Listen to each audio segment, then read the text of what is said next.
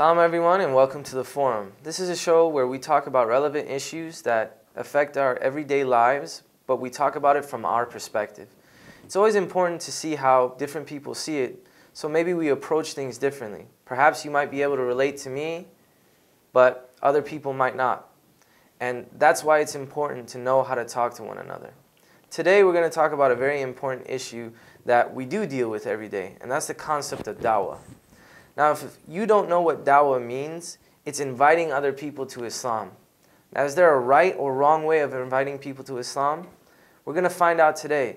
And at the end of the show, we'd definitely like you to submit your ideas, your opinions, or your questions to our Facebook and our Twitter. Anyway, as I get started, I really want to pull from the opinions that you guys have. Is there a right or wrong way to invite people to Islam? Can we be overbearing? Do we approach them in a very soft and easy manner? What do you guys think? Darian, you want to go to get started? Guess so. That was an interesting topic, and I guess I feel kind of strongly about how we approach it.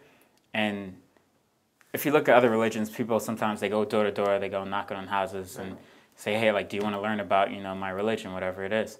And Islam, I guess, I don't know if it promotes that or not, but I've never seen them go door to door. But I've seen people maybe at public locations set up booths and try to spread the message and answer questions that people want. And that's all fine and well to a level. Personally, I feel that if you just carry yourself in a proper manner and just be a good person while being Muslim, then I think that's probably the first step. I think one of the best pieces of advice I ever got about dawah was to just be a humble reminder of Islam to others. You don't necessarily have to go around, forcing things down people's throat. I don't think that approach ever works.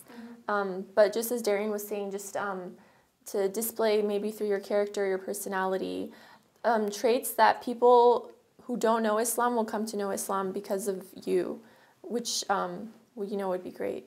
I think when it comes to the term dawah, and I've seen it especially on my university campus, and people think, okay, dawah, we need to go convert the world. That's not our message. Even, that's not our job. The concept I notice, especially on university campuses of dawah, is constantly that we need to convert people. And, even if you look within the Quran, that's not our job, and it wasn't the Prophet's job either. It was just his job to spread the message.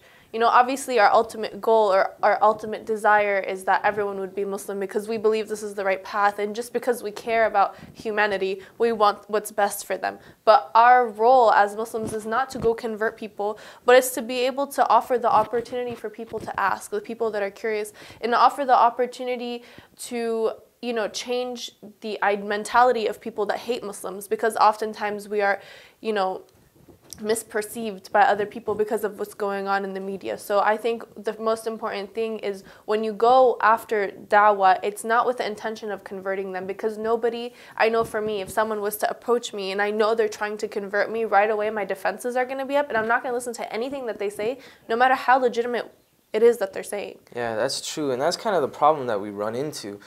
And sometimes I'll hear it from both ends. All right, so do we go and we try to spread the message of Islam, or are we trying to make people aware of the message of Islam? Or are we just trying to, dispel all the ridiculous media that perhaps Islam has gotten? And I think it just kind of all depends on what we're trying to do. I know in my everyday life, typically I'll get questions about Islam, not because people are necessarily curious about becoming Muslim. Sometimes perhaps that might be what happens, but I don't think that should be the intention. I honestly think Islam is such a beautiful religion if understand truly that the message is unbearable to, or I'm sorry, it's difficult to not see it. It can get distorted though if a person does approach it negatively. I mean, they'll be like, oh, hey, we're going to talk about the doom and gloom and the things that will happen. And typically, I think as far as religious people in converting go, that's what we see day to day. It's like, oh, if you don't do this, you're going to go to hell. One thing that's important also is to remember that Islam is just a long line of religions that came down preaching the same message. And that would be a really great way to try to relate to others. Because we know even in the Quran that Prophet Abraham, also received the same message of Islam, the same as Prophet Muhammad. From all the 124,000 prophets, some of them did receive new revelation, as we know, like in the Torah and the Bible and the Quran, but they were all spreading essentially the same message, which is submission to the will of Allah. And that's really just, some of the ideas of Islam, rather than getting mixed up into the cultural nuances of it, or some of the more difficult aspects, I think would be a great approach. And I think, kind of going off both of what both of you said, you have to approach the person in a specific way. You have to find a common ground, because often what I find is Muslims going, you're not Muslim, and you need to pray 5 times a day, you need to fast. And this even goes to people who are already Muslim but aren't really within the religion because of whatever kind of upbringing they had or whatever kind of experiences they had. So you have to approach them with the basics, and the basic and the most important fundamental aspect of Islam is Tawheed, the oneness of Allah. And that concept in and of itself isn't just one God. There's, branches of Tawheed, and there's different understandings. And if you don't have that understanding, there's no way you're going to pray 5 times a day. There's no way you're going to fast or do anything. And even, again, with the Prophet, notice whenever he was in Mecca, all the verses in the Quran that are from Mecca are, please, believe, not pray 5 times a day, not fast. Those verses came when he went to Medina after the people converted. So you have to approach it the same way that the Prophet did. Yeah. So I'm sorry, go ahead. Yeah, I'll say something on this coming from a convert point of view. Sisters that wear hijab, they have an opportunity that a lot of us brothers don't. You basically carry Islam on your shoulders. When people are walking down the street and they see you, they know, okay, that girl's Muslim. And then that gives you the opportunity to carry yourself in such a way that the world is watching you.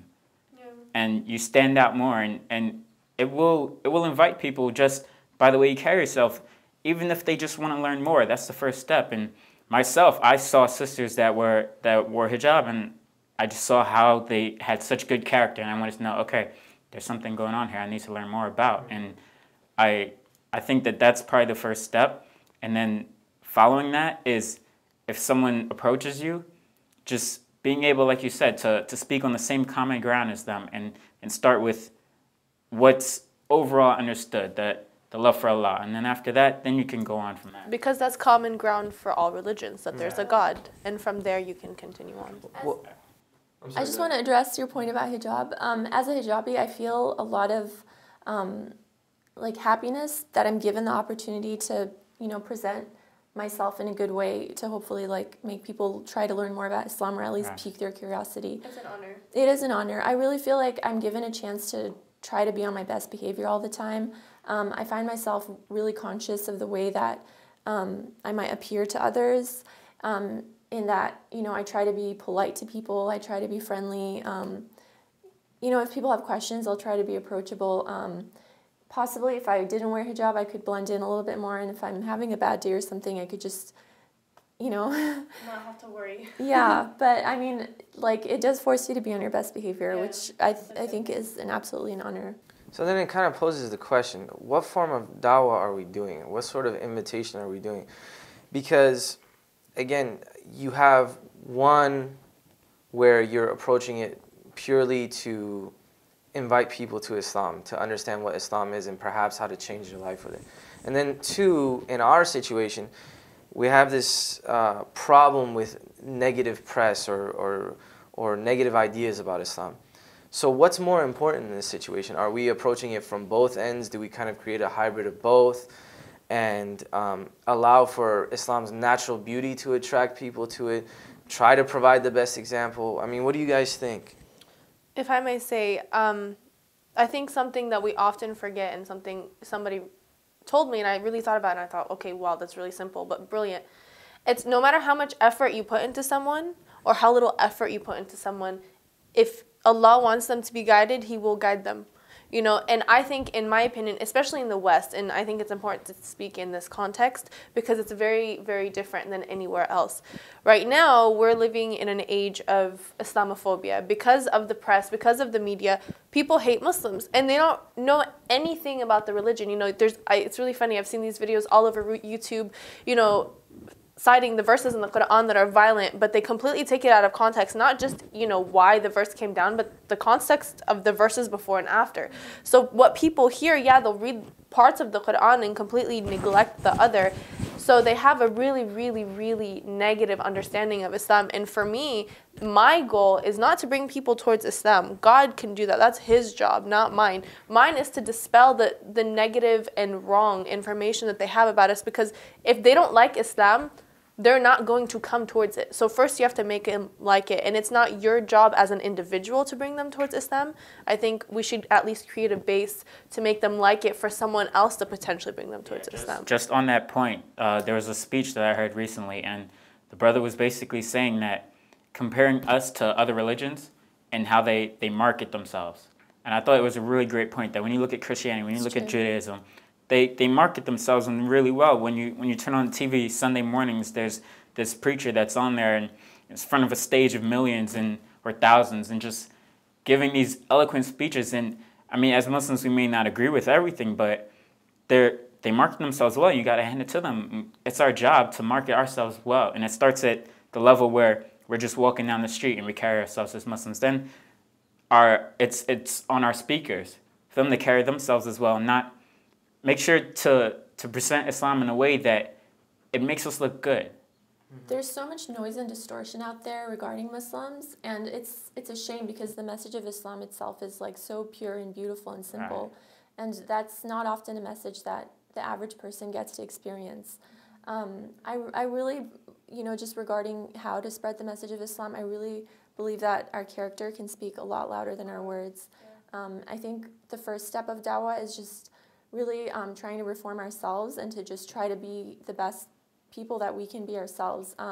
Just so people want to know us not even as Muslims, but just as human beings. Oh, that's somebody I would like to be friends with. That's someone who I would consider reliable, trustworthy, someone who seems very nice that I can talk to. I think that's probably the key thing. Let me actually ask a question in regards to that. It's something I've seen personally. Do you think we kind of close ourselves off from society? Oh, yeah. I think even within the Muslim community, there's just different opinions. And I think from that struggle, we I notice often, especially from a lot of the practicing Muslims, they focus so much on you have to pray, you have to fast, you have to do this, you have to do that, all the very, very nitpicky details, and they forget the important part that the reason why you pray, the reason why you fast is to better yourself in order to help others. That's why, like in Islam, the right of the people, in a sense, is not more important than the right of God. But God, if you commit a sin against God, meaning like you don't pray or you don't fast, God will forgive that if you repent. But if you commit a sin against someone else, you need their forgiveness before God will forgive you. So, the reason why we do all this is so that we can be nice to other people and help other people. And, we are so focused on these details, we forget what the outcome is supposed to be, which is why we end up getting closed. To that, if we're trying to perform dawah and bring invitation, where's the benefit in closing ourselves off from society? How are we going to propagate the beauty? And then if we close ourselves off, the people who are good at representing Islam, then that just promotes evil people to step up and represent Islam in a terrible way. And where our voices aren't heard. And that's what's happening right now. Exactly. We're so busy fighting with ourselves and fighting with other Muslims that it's the crazy people that are getting all the attention. It's the crazy people that are putting in the most effort when it should be us, the normal Muslims, the ones that are actually putting in effort to practice the religion the way it's supposed to be practiced. And we're too busy focusing on nitpicky things that, in the whole of things, aren't important. Clearly, prayer is extremely important, but you're kind of ignoring what the effort and purpose of prayer is. Yeah, I mean, not to take away from any of that stuff. Obviously, we're not sitting there saying that, this is less important than the other. The idea is, though, that, if we're practicing, there's a goal as to what we're trying to get to. Why are we practicing? Why do we do these things? And is it for the benefit of ourselves? Yeah, some might argue that, of course, we're doing this for the benefit of ourselves because ultimately we're going to be we're going to be judged for the things that we've done. The deeds that we do carry over to the next world. But that's the point. the deeds that we do carry over to the next world. If everything I've done has just been for myself, not to say that I won't benefit from that, but perhaps I can reach a higher state if I do things to benefit others. So to summarize, I would say that the reason we do dawah, especially in our current situation, is not only to propagate Islam, but to dispel all the negativity that surrounds it.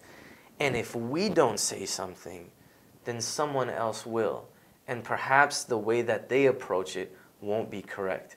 That's why it's important for us to learn as much as we can, understand perhaps the perspective that other people see us from, and try to disassemble it from their perspective and put together the right image of Islam.